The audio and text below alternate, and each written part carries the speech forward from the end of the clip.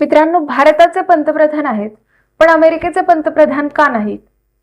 संसदीय शासन पद्धती म्हणजे काय? संसदीय शासन पद्धती आणि अध्यक्षीय शासन पद्धती यात नेमका फरक काय? असेच काही प्रश्न तुमच्या देखील मनात आले असतील. या सर्वच प्रश्नांची उत्तरे तुम्हाला आजच्या या व्हिडिओमधून मिळून जातील. नमस्कार, तुम्ही पाहत आहात स्पीकर सुरभी.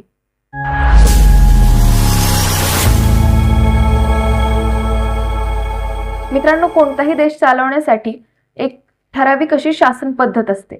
भारतामध्ये जी शासन पद्धत आहे तिला संसदीय शासन पद्धत असे म्हणतात. संसदीय शासन पद्धतीमध्ये संसदेला सर्वाधिक महत्त्व असते. या पद्धतीमध्ये लोक थेट आपले प्रतिनिधी निवडतात. हे प्रतिनिधी संसदेत जातात आणि त्यांच्यापैकीच पंतप्रधान आणि मंत्रिमंडळ तयार होते. संसदीय शासन पद्धतीमध्ये पंतप्रधान आणि मंत्रिमंडळ हे संसदेला जबाबदार असतात. जर संसदेला वाटलं की सरकार नीट काम करत नाहीये तर ती त्यांच्यावरती अविश्वास ठराव आणू शकते आणि त्यामुळे सरकार कोसळू शकतं. म्हणजेच संसद श्रेष्ठ असते आणि कार्यकारी मंडळ हे संसदेला जबाबदार असतात. हीच संसदीय शासन पद्धतीची खरी ओळख आहे. भारतामध्ये राष्ट्रपती असतात, पण ते प्रामुख्याने फक्त नाममात्र प्रमुख असतात.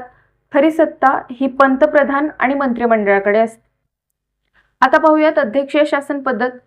अध्यक्षीय शासन पद्धतीमध्ये राष्ट्राध्यक्ष हेच राज्यप्रमुख आणि सरकार प्रमुख असतात.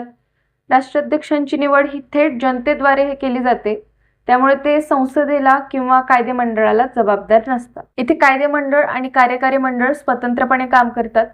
कायदेमंडळ हे राष्ट्राध्यक्षांना हटवू शकत नाही किंवा राष्ट्राध्यक्ष कायदेमंडळाला विसर्जित करू शकत नाही. यालाच आपण सत्तांचे विभाजन असे म्हणतो. थोडक्यात सांगायचं झालं तर संसदीय शासन पद्धतीमध्ये सरकार हे संसदेला जबाबदार असतं, पण अध्यक्षीय शासन पद्धतीमध्ये सरकार संसदेला जबाबदार नसतं.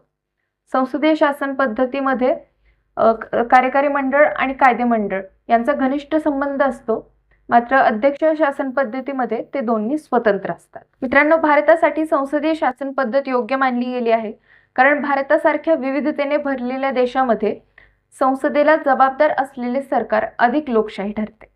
तर मित्रांनो, ही होती संसदीय शासन पद्धत आणि अध्यक्षीय शासन पद्धतीची ओळख.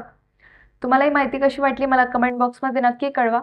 व्हिडिओला लाईक करा, जास्तीत जास्त लोकांपर्यंत शेअर करा.